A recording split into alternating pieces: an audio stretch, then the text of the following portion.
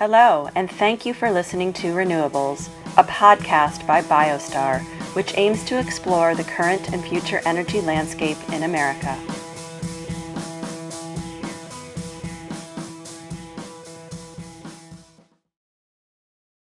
Welcome back to Renewables, everybody. Thank you for tuning in this week. We are super excited about this week's episode. I'm your host, David Smart, the Senior Vice President of Sales at BioStar Renewables.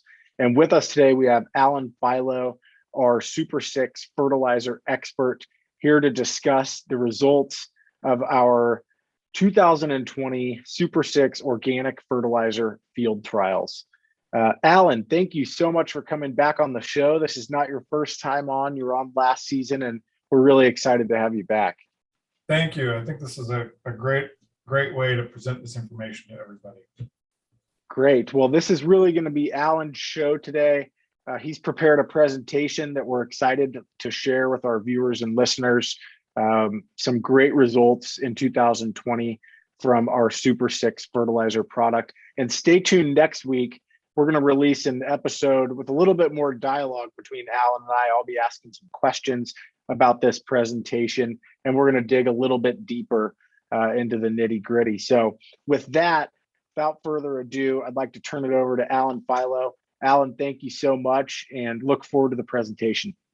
Thank you.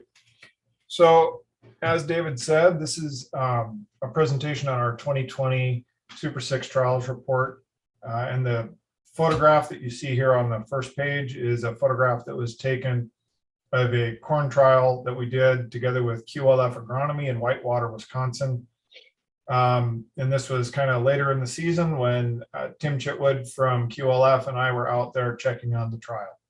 So today we're going to take a little bit of time to go through some agronomic terms for those of you who may not be quite as familiar with agriculture and agricultural jargon as others. We're going to review the nitrogen cycle so you can understand a little bit about what makes SuperSix different from a lot of the other organic fertilizers that are on the market today and why we're seeing some of the results that we're seeing. And then we're going to dive into the 2020 report. We'll kind of outline the scope of what the trials were. We'll take a look at some of the overlying trends that came out of the trials this year and kind of are accumulating from the trial, our 2019 trials as well. And we'll go through some of the specific trials in a little bit more detail, and then we'll look at the conclusions that we've drawn from this year's trials.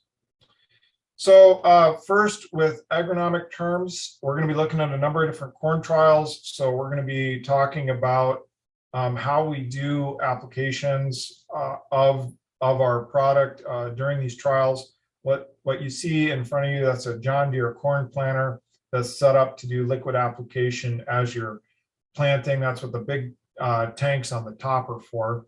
This is what we refer to as in-furrow application. So what's happening is the seed is getting placed in the furrow, and a small amount of liquid fertilizer is being dribbled into that furrow at the same time. Another application is a side dress application. So here what you can see is this is later on in the season. The corn has been growing for some time. And what we're doing with this is you can see we have hoses running from saddle tanks on the tractor up front. The hoses run to those coulters, those knives, where the fertilizer is then being placed into the soil again, but this time off the row, sometimes in the middle of the row, or sometimes we call it 2x2, and being knifed in so that fertilizer is then accessible a little bit later on in the growing season. So that's what we refer to as side dress. We're going to look at growth stages too, because I'll refer sometimes to growth stages. So corn goes through these different growth stages. VE that you see there is emergence. So vegetative emergence, meaning that the plant is still in a growing stage, a vegetative stage, as opposed to a reproductive stage.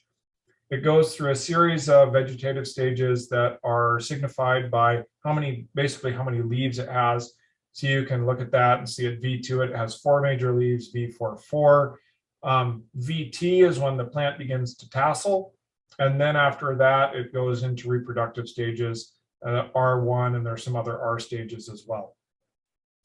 Doesn't really, we won't be looking at R stages, so just remember the V terminology.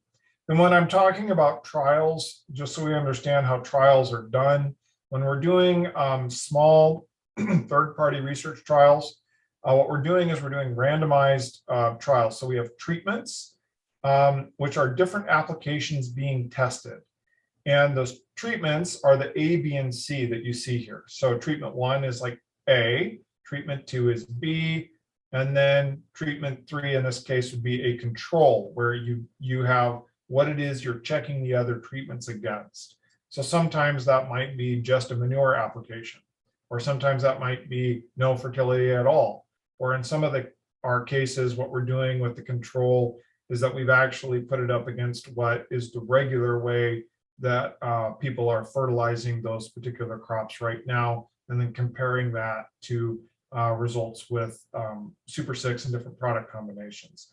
But then when you do a study like this, a treatment or non-treatment, so again, the control is a treatment or non-treatment used to set a base for the trial, but then you have to have randomized replicates to get statistical power. So you see we have block 1, block 2, block 3. The arrangements of the treatments in those are randomized. So you might get ABC, ABC, ABC 3 times. You might get ABC, BCA, ACB like you see here. But basically what you're doing is you're rearranging those things in a field so that you are able to statistically smooth over what is the heterogeneity of the soils in a field.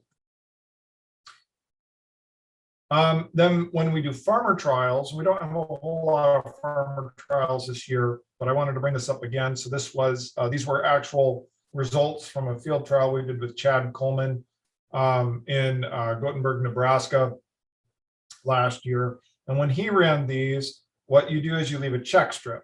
So this is how a farmer leaves a control in the field. So that check strip is what you see as treatment 1 there, where he didn't put any treatment down.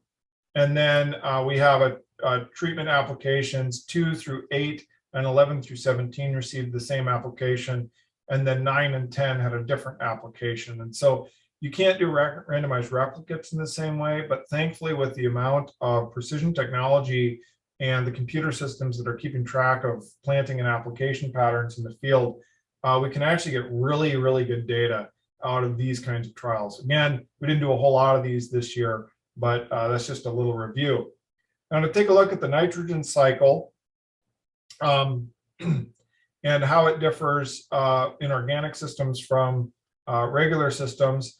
So if you look at this graphic, what it really all starts with is always nitrogen in the atmosphere, which is at the top of that graphic. It says N in atmosphere, N2. And that nitrogen has to be fixed into a different form, which is either almost always NH3 or NH4, ammonium or ammonia, that is going to be used to make different fertilizers. So there's a couple different ways that nitrogen can make its way into a field. One is through thunderstorms. Electricity in the air actually changes the N2 into NH4, and it gets into the raindrops, and it actually rains down onto the field, which is what just happened at my house about 10 minutes ago when we had an incredibly heavy thunderstorm that had rain of the sideways variety in it. But also that had a lot of nitrogen in it, maybe a couple pounds were deposited on a per acre basis. So that'll cause green up. You'll actually find people that refer to rains as dry rains or wet rains, which is an odd thing, right? Because rain is always wet. But it was the observation that certain rains will cause more greening of pastures and crops than other rains. And those rains are the rains in which we have nitrogen fixation. So that can happen naturally in the atmosphere, or we can do it at a fertilizer plant and produce fertilizers. Or what can also happen is you can kind of go through a couple different stages where you have legumes in the soil that are using bacteria that bring in the N2. They change it into that ammonium form. It gets into the plant. That can be downed as a cover crop, or you can have animals basically like eating that and breaking down the proteins in the plant matter, and that becomes ammonia or ammonium on the backside in the form of manure. All of those things are available in conventional systems, and organic systems differ in a couple ways. So first of all, we don't have any synthetic nitrogen sources in organic systems, which means that the fertilizer production part of this graphic is closed off. Second, manure is a little bit harder to manage because manure is restricted in its most available form. In its raw form, there are restrictions on when you can apply that in order to make sure that we are not causing contamination with manure-borne pathogens like Salmonella and E. coli getting on crops that are going to be eaten by people for food. So we don't always have dung and urine available to go into the soils to feed crops. And then mineralization is the other way in which proteins and different nitrogen sources that have made their way into the soil can be mineralized, like organic matter can be mineralized, and that releases nitrogen to crops. However, this does not start until soil temperatures reach approximately 55 degrees Fahrenheit. And then it doubles approximately for about every 10 degrees that you increase soil temperatures. So in the early spring, what this means is that in the early spring or in soils that just sort of remain cold because of where they are topographically on the landscape, or maybe because they tend to be wet soils, we can have issues with basically these natural organic fertility systems being able to actually release nitrogen in a timely manner. So sometimes this mineralization end takes a long time to get out. So this is also what makes SuperSix fertilizers very different, is that what we've done is through a series of filtration steps, we've basically concentrated the ammonium that is occurring in natural manure sources or in anaerobic digesters where we're processing maybe pre-consumer food waste. And that is liberating that nitrogen. We are capturing it, making sure it doesn't volatilize and go back into the atmosphere. And then we are taking that and we can apply it in furrow, we can apply it directly to crops, which helps with some of these issues with cold soils, or making sure that we're not applying forms of fertility like raw manures that could cause pathogenic issues. Part of what we're doing with SuperSix as well is we are closing a broken loop in our agricultural system. So you can see here different things that we can put into anaerobic digesters. One of our favorite ways to make SuperSix is by making it out of effluent water that comes out of the backside of an anaerobic digester. So we could put all sorts of things into an anaerobic digester, raw manures, food waste. You can do it with biosolids, that's restricted for organic usage. And you can put ag waste in there as well. And what that does then is, as it goes through the anaerobic digester, you're both creating biogas. So we're able to capture methane and use that, which is a carbon neutral source of renewable energy that we can use for fuel or electricity or heating, or it can go onto the gas grid. But then at the same time, you still have byproducts coming out of the digester, including digestate. Part of the digestate that comes out is something called effluent water, and ammonium and potassium that would leave with the effluent water. What we do is you can either pump it onto local fields, or you can collect it, concentrate it, and relocate it. And what happens in a lot of cases and on large farm operations is there's a broken nutrient cycle because we are concentrating many of these nutrients at the actual dairy or at the actual facility where the animals are, and we're not able to get those nutrients back all the way out to the farm fields where those nutrients originally came from.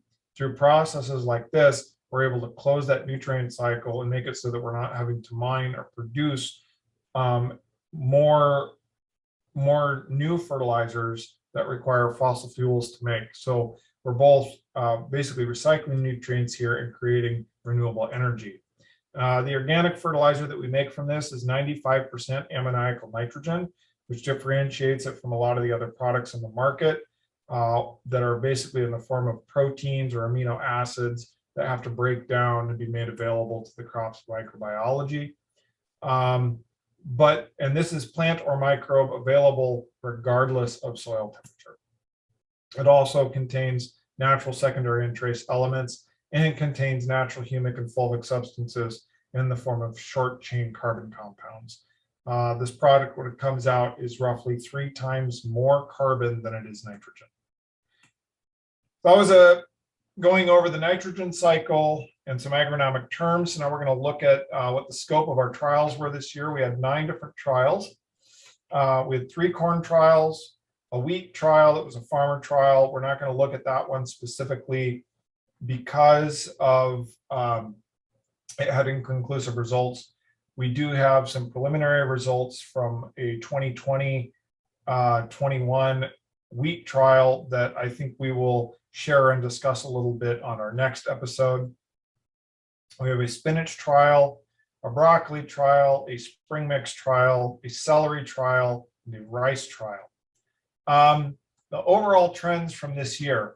For the second year in a row, what we've seen is generally a % increase in total production. So what I'm saying there is, like, let's say you had a base level in your fields before the application of a product of 150 bushel yield. What we're seeing is typically you're going to get something around a 15 bushel bump, 10% bump, as opposed to a strict nitrogen per bushel ratio of increase that we expect when we're looking at things like nitrogen efficiency. So, you know, in a typical case, like if I put on, say, 7.5 pounds of nitrogen, I would expect a 10 bushel increase.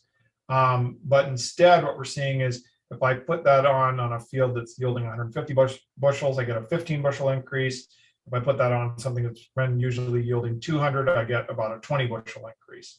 Again, the second year in a row, we've seen that. So we're establishing a pretty good trend. We'll see if that holds into the third year. We had very strong results with spinach, broccoli, and celery. And we have positive returns on investment for farmers on all positive yielding trials. A couple terms to keep in mind as we're going through here. When you see something referred to as 600, that is SuperSix alone, without being mixed with other products. A lot of these trials contain product mixes because it's important to remember that in organics, none of these products is ever really acting alone. These products are always acting as components of a system that is cooperating together with biology in the soil. So if you see 600, that's SuperSix alone. If you see 500, what that almost always is it's 5/6 SuperSix and 1/6 TerraFed, which is an organic molasses product made by Quality Liquid Feeds. 300 is half SuperSix and half TerraFed. And if you see a 200 or a 202, that is 1/3 SuperSix, 1/3 TerraFed, and 1/3 CX1, which is a biological inoculant. Okay, we'll cut here because I seem to have duplicated that page. Okay. Again, looking at overall trends, to go back to what I was saying earlier about that % increase, you can see here over these 3 trials, if you average out what you're seeing in the increase in production, the blue line here is your bushels over check. So 2 of these trials produced about 12 bushels over check. But this was the % increase over check in that trial. So this was about 5.5%. This was 10.5%. This one had much better results and was almost at 16% increase over check. Again, if you look at those as an average, you're getting about 10% increase. What's interesting about this too,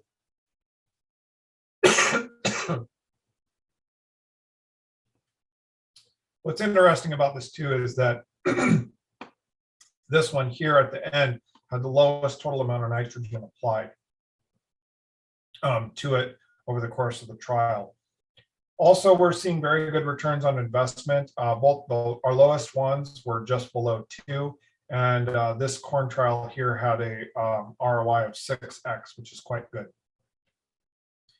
Very similar, good ROIs on the vegetable trials, about 2.25x on our broccoli trial, and just under 2 on the celery trial, and our spinach trial was quite amazing and gave us a 16x return on investment.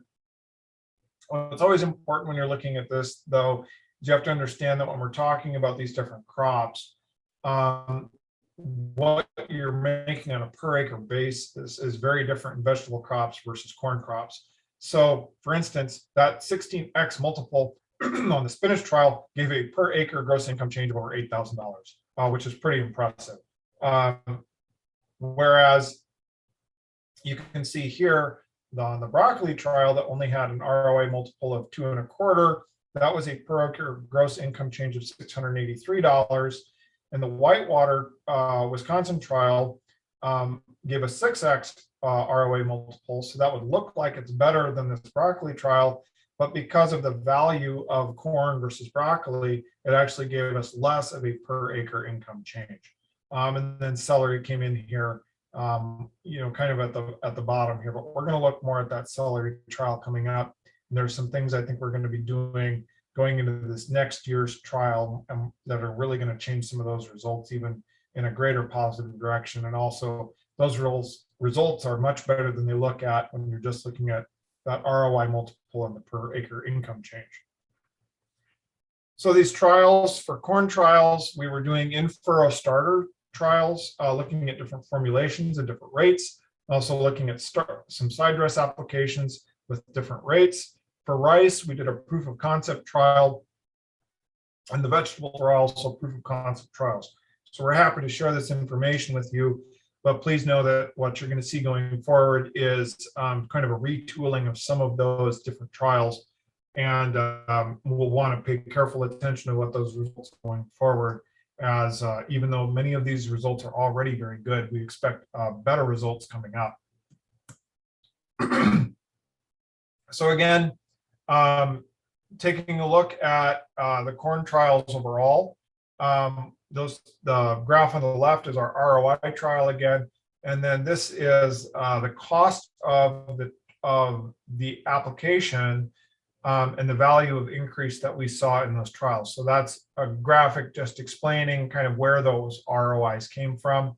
So you can see that we got much better results with that third trial than we did with the other two. There were a little bit of different products used as well in that third trial as opposed to the first two trials. So we're going to take a better look here first at the QLF agronomy trial in Whitewater, Wisconsin. It had 28 different treatments. It was a very big trial. There were a number of other companies that we participated in this trial with. It was run by QLF agronomy. It also had products in it from Purple Cow Compost, Agri Research International, and a number of other companies. Please forgive me if I didn't mention you by name, but it was quite extensive trial. It was really fun. We had a field day for the companies involved with this trial last year. That was a really interesting day. A lot of good discussion. The 28 different treatments. It was done, I just want to highlight this, by Agritech Consulting, which is Dr. Tim Maloney in Whitewater, Wisconsin. He is excellent. If you're looking for somebody to run trials, I would highly encourage you to get into contact with him. He runs excellent trials. 9 treatments out of the 28 included SuperSix in them. The top yielding treatment was a combination of SuperSix, TerraFed, and CX1. So again, the TerraFed is a molasses product, and the CX1 is a microbial inoculant. 3 of the treatments including SuperSix were in the top 8 yielding trials. So that's really nice results. Here's a graph looking at only about the top 11 treatments, and then making sure that we included all the treatments that had SuperSix in them. The treatments in orange are treatments that included SuperSix. And treatment 1 there is the control. So the control yielded about 227 bushels, which is a highly respectable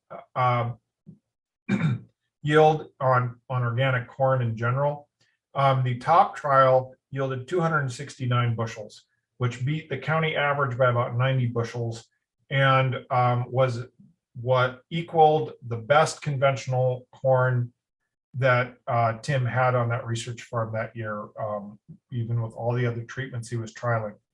So I think what we showed here, just in general, if you look at what those top, 10 or 11 treatments are, 3 of which include SuperSix, none of them were under 260 bushels, which is really quite impressive, showing that with these pretty small applications of some of these various product combinations, we can get corn basically to be yielding about the same as conventional corn, often above conventional corn, is what Tim had said was happening on the research farm. One of the most interesting things about these trials is to look at something called marginal nitrogen use efficiency. We're going to get more into this at the end of the, more towards the end of the presentation. But I wanted to share this with you. All of these trials here on these graphs are trials that included SuperSix in them. Only one of these numbers makes sense. Again, we'll talk about that more, but if you think about whether or not you can recover more than 100% of something, which is what we're measuring with marginal nitrogen use efficiency, you will quickly see that on the left, we only have one treatment that was under 100% of total recovery of the nitrogen applied, and somehow the other ones are above 100%. On the left, the highest one is approaching 180% recovery. If you look on the right-hand graph, what you'll actually see is that that scale is different, and that the highest treatment, again, which was the highest producing yielding treatment in this trial, is over 1,000% nitrogen recovery. Basically, what that is saying is that we are releasing nitrogen that is present in the system and making available to the crop beyond what we're simply applying in the product application. So what we're doing is we're working with biology in the field. Again, we're going to go over more of this later and explain how this is working. To take a look at the trials that we did with the Andersons, we did one in Wisconsin and we did one in Tennessee. In terms of where we kind of came out in these trials, you can see in this one, again, the orange is where we have SuperSix. We came in the middle of the pack on the test, but in doing an analysis, a lot of these products contained a lot more than just nitrogen, which is good. We want to see that in a lot of these trials, but I wanted to get an idea of how nitrogen recovery was being affected.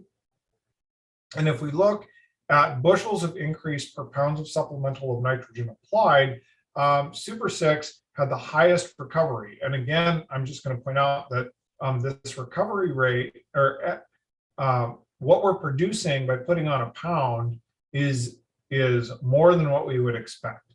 Usually, if I put on a pound of nitrogen, I'm going to expect to get somewhere around 1 bushel to about 1.3 bushels of corn.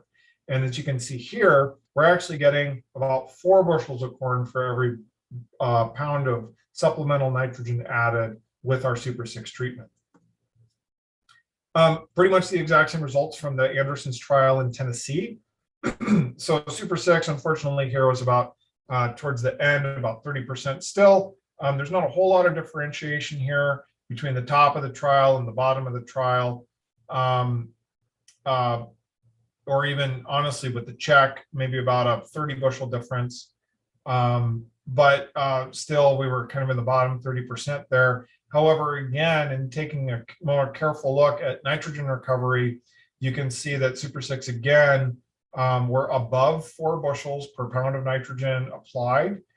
And we are at better recovery rates than the other products in that trial. Moving on, our rice trials this year, this was a proof of concept trial. If you take a look at the bottom of this graph where the treatments are listed, you can see that we were doing this at very high application rates. Now, one of the things that's interesting with rice is that rice physiologically is made so that it goes through typically a flood stage. And during that flood stage where the soils are covered with water, the plant can pretty much only take up ammonium. It usually, when soils are active, aerobically active, more of the nitrogen that's being taken up by the plant is in the nitrate form. And what's happening there is that even when we're putting in our ammonium, that could be taken up by the plant, but often it's being utilized by a microbe and changed over to nitrate, and then the plant is taking up that nitrate. However, because of this physiological limitation with rice, what we were trying to do is testing and seeing if we could get really strong results by putting a lot more of the nitrogen on, like right before or during flood stage. However, and applying most of the nitrogen that way. However, what you see in this trial is we got positive results over yield, unfortunately, only in one trial, which was when we were applying 300 at 200 gallons per acre. So that would be about 50 pounds of nitrogen. I think a couple things happened with this trial. I think we cut back the total amount of nitrogen being applied too much. And I think when we do this in the future, we're going to go with smaller rates and applied more strategically right at planting, maybe a little bit in the flood water, and then doing some foliar feed passes as well. We were experimenting with foliars, but they didn't seem to give us much of a bump here. Whereas we've seen the opposite in some of the other crops, especially wheat, like sprayed at tillering, gives us really good results. So again, this was a proof of concept trial, and we're going to be working with this more going forward. Our vegetable trials were done over the 2019 to 2020 growing season. They were highly affected by COVID, unfortunately, not in the trials themselves, but in being able to get the data processed and back. Unfortunately, this was done in Southwest Arizona, very close to the California border. That was a real hot spot for COVID activity. There were a lot of labor shortages, and that made things really difficult, unfortunately, for Artie for Ag and Dr. Steve West, who runs these trials. Thankfully, they seem to have gotten a lot of that workforce back, and things are running on schedule again, and we're hoping to do some trials with them again this winter to follow these trials up. So we did spinach down there, which is a short run crop, which is really interesting to look at in terms of how fast we can get nitrogen release in the soil to be recovered by this crop. Spring mix, which is another short run crop. Broccoli, which is a longer crop. Often it's about a 3-month crop, 2.5 to 3 months. And broccoli is a really nice one because it's indicative of other brassica crops. So that's kale, cauliflower, cabbage, kohlrabi. Those are all different cole crops. And it's an excellent indicator about how it's going to act in crops like that, and crops in that crop family, which make up a lot of what we eat for vegetables. And then we did a celery trial, which I chose to do. Celery is a very interesting plant in agronomic terms. It has an incredibly poor root system, and yields are heavily nitrogen dependent. So typically, celery sees higher nitrogen applications than most other crops do. So the way that we were applying nitrogen to celery and the way it was taking it up and the yield that it produced really shows, the efficacy of the product and encourages its use among a lot of other vegetable crops. The way that we set these trials up was almost always the same. So I put a graph up here to kind of walk you through this and help you understand what we were doing. We did not do a traditional check with these, which would have just been a compost or manure application. Instead, what we did is we chose to do this on a grower standard. So we did what most of the growers in the area are doing. So all of these treatments got 2 tons of chicken manure, and then the supplemental nitrogen on top of that. And typically what the growers do in Yuma, Arizona is they're applying an extra 100 pounds of nitrogen in various forms. Could be fish emulsions, blood meals, feather meals. In this case, the trial was done against soy hydrolysate powder. And we applied 100 actual pounds of nitrogen with the soy hydrolysate powder. So one of the things I want to point out to you already is that in the nitrogen applied, we are actually decreasing the total amount of nitrogen applied to the system. Supplemental nitrogen, we are cutting by 50 to 75%. And we are still seeing results that are positive over and above that grower standard. So you can see here that the grower standard was about 8,500 pounds per acre. Now, in our lowest application rate, which was 600 alone at 50 gallons per acre, which would be applying about 25 pounds of nitrogen, we lost a little bit on yield there. But I think it's really important to recognize that we were within 100 pounds of the yield of the grower's standard, and we cut the supplemental nitrogen by 75%. That is a very interesting result. Now, the ROI didn't come in good on that because the SuperSix is a little bit more expensive than what the grower standard was, but still those nitrogen results are really interesting. And then when we move on to applying a higher rate of 600 on its own, we saw very, very good increases over the grower standard. That's almost a yield change of 2,800 pounds per acre, which is a change in income of about $8,000 or a 13x ROI. But to me, even more interesting is when we did the 300, which is again the combination of SuperSix with TerraFed. So we've cut the supplemental nitrogen by 75%. We have still had almost a 2,500 pound change in yield and a 16x ROI, and really excellent nitrogen recovery. So this is also the form of pretty much the spinach trial, the spring mix trial, the broccoli trial, and the celery trial. So again, just to summarize that here in bar graph form, the grower standard, please remember that is still applying 100 pounds of supplemental nitrogen. And the way that these work out is the 600 at 50 gallons is 25 pounds of nitrogen. The 600 at 100 gallons is 50 pounds of nitrogen. And the 300 at 100 gallons is 25 pounds of nitrogen. So again, two of those yielded higher than the grower standard with 50 to 75% cuts in supplemental nitrogen. The return on investment, again, was really excellent. Not for the first one, we maybe shorted it on nitrogen on that one, but 13x and 16x, actually 13.5 and 16.5 respectively, gross changes in income of $8,000 and $7,000 respectively. Spring mix trials, however, were a little bit different. Spring mix, we ran the same protocol that we did on spinach. However, I believe it's a little bit of a shorter run crop. And for whatever reason, maybe the timing wasn't correct. What we were doing with these applications is dripping them through the drip system on basically like a weekly basis. And could have been that just wasn't enough nitrogen early on in the system, but unfortunately we were not able to match the grower standard. We're going to be retooling this trial, but I always want to share results, good and bad, with everybody. Because that lets you know what our thought process is, and we just always want to be open about what we're doing.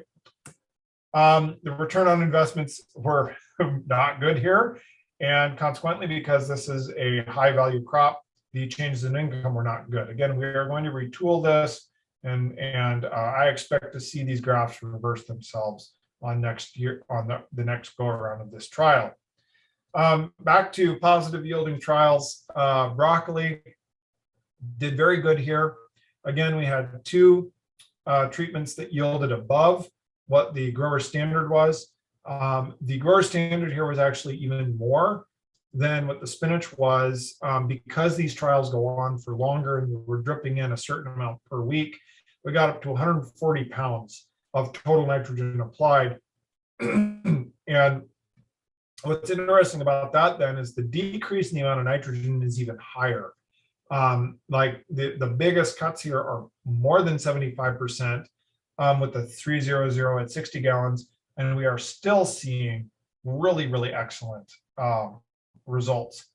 You can see that, and we measure this yield in 20-pound containers. We're about 30 containers higher in our highest yielding trial, about four containers higher with 600 on its own and 120 gallons per acre.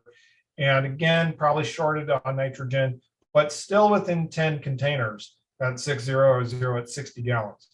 And that would have provided 60 gallons would have provided about 30 pounds of nitrogen. So again, we've cut that rate by more than 75%, and we're still within 10 containers. Change ROIs here on the right. So not a big ROI on the 600 at 60 gallons.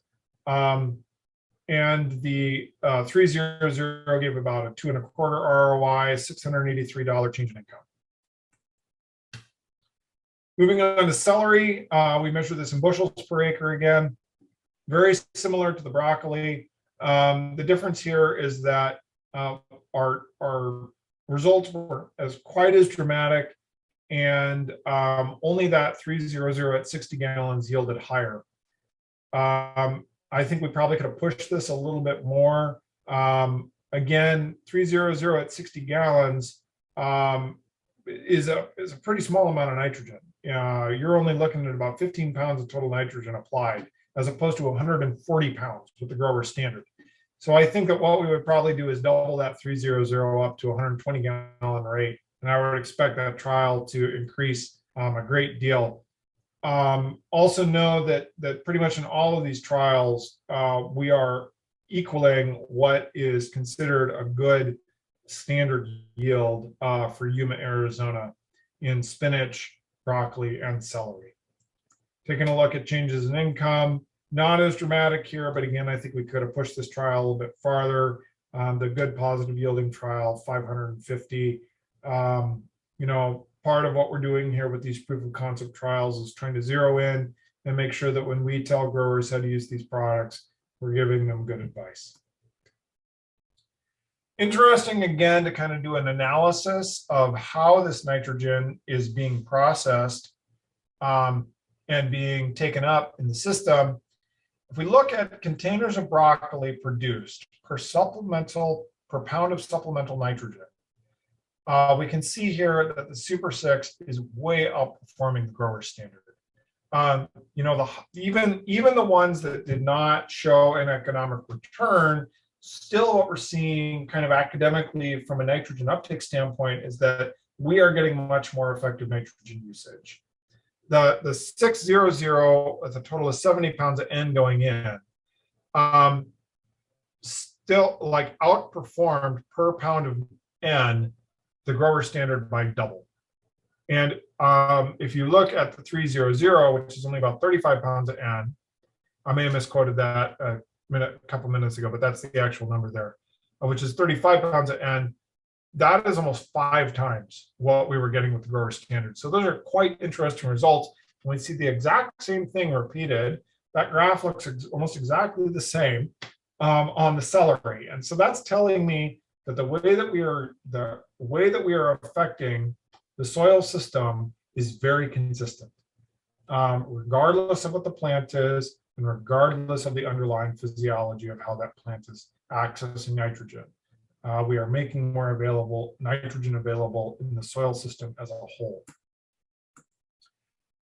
So in interpreting these results, I want to take a look at something called marginal nitrogen use efficiency, which I've referred to, but we're going to look at what that actually is, overall nitrogen use efficiency, and what I think is really behind a lot of this, which is something in soil science called the priming effect.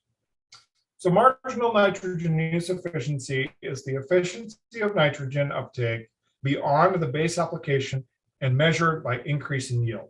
So I know that might sound confusing, but I'll give you a mathematical example here. It's calculated by comparing the expected yield increase from supplemental nitrogen application versus the actual increase. So for instance, agronomically, a lot of times and this is a very efficient use of nitrogen, by the way. At high efficiency rates, I should get 1 bushel of corn for every 0.75 bushels of nitrogen I put on. meaning that if I put on 1.5 pounds of nitrogen, I should get 2 bushels, and I get 2 bushels of corn, that we would say that that is 100% marginal use efficiency. And if I have 1.5 pounds of nitrogen and I only produce 1 bushel of corn, that is 50% marginal use efficiency. So to go back to these graphs I showed earlier, we should be again wondering how it is that we have values above 100%, right? This is one of the big indications that what we're doing is releasing nitrogen that is present in the system, maybe in the form of manure application or other tied up forms of nitrogen in the soil, and we're making that available to the crop. That's the only way you can explain recovery rates above 100% and even going up above 1,000%. Now, while I don't have the ability necessarily to calculate the marginal nitrogen use efficiency in the same way for the vegetable crops, if you think about what's going on here, you're getting a very similar effect, right? For every pound I'm putting on, I am obviously getting a lot higher recovery rate than with the grower standard. So when I'm talking about overall nitrogen use efficiency, that is the efficiency of nitrogen uptake for all applied nitrogen. And again, 1 bushel of corn per 0.75 pounds of nitrogen would be a highly efficient measure. And it's pretty much the same thing, but instead of doing it as the amount of supplemental nitrogen and calculating the recovery rate of the supplemental nitrogen, what we're doing is we're looking at all of the nitrogen that's been applied, and the math is pretty much the same. So to go back to that QLF agronomy whitewater trial, in that trial, what was applied was 2 tons of chicken litter, which is about a 5-3-2 analysis, and has about 200 pounds of nitrogen in it. There were soybeans grown in the previous season. That's about another 20 pounds of nitrogen that we would credit from that. That number comes from looking at multiple recent publications on calculating soybean credits. There's a lot of variability in that. That could have been as low as 0 and as high as 40. So I took a middle term there. And then 40% or 4% organic matter at like a 1% nitrogen mineralization rate. That would add up to a total of 260 pounds of nitrogen.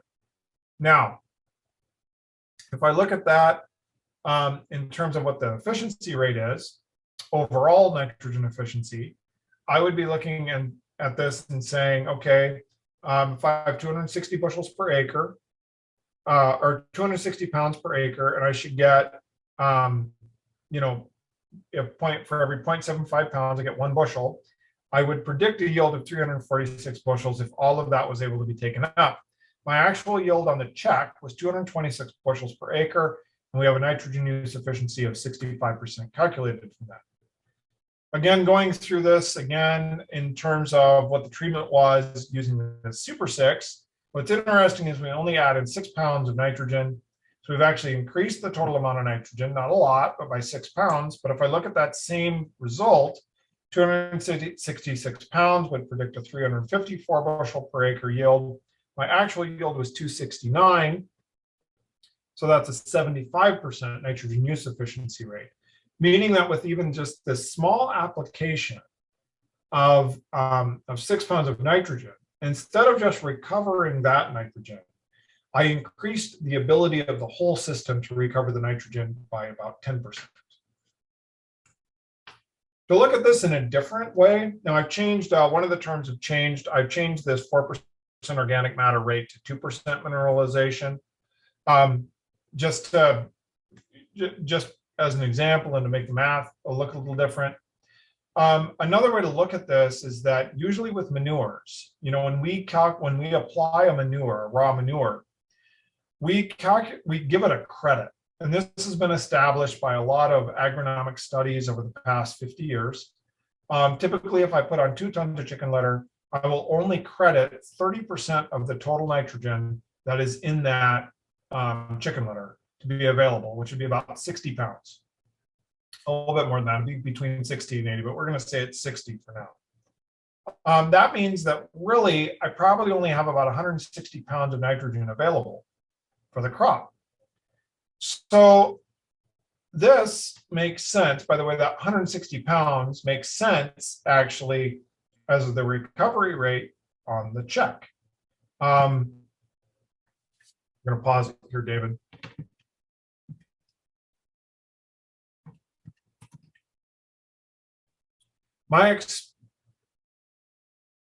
Okay, go again. My expected yield would be about 213 bushels at a good recovery rate. And as some of those numbers are probably a little bit squishy, that gets us really close to that 226 bushel that we had on the check yield. So that's a pretty accurate predictor of how much nitrogen we have in the system and how much we got for yield at a 0.75 pound nitrogen per 1 bushel of corn average. So basically, another way of looking at what we did was by applying this extra little 6 pounds of nitrogen and basically ramping up the biological system. Instead of getting a 30% credit, I got a 50% credit on that chicken litter. I was able to release more of the nitrogen in the chicken litter and get it more available. That 201 pounds is what I would expect to get if I'm going to produce about a 269 bushel corn crop at that 0.75 to 1 ratio. Now to look at this again with a different crop, overall nitrogen use efficiency in broccoli, in the trials, we applied 2 tons of chicken manure per acre.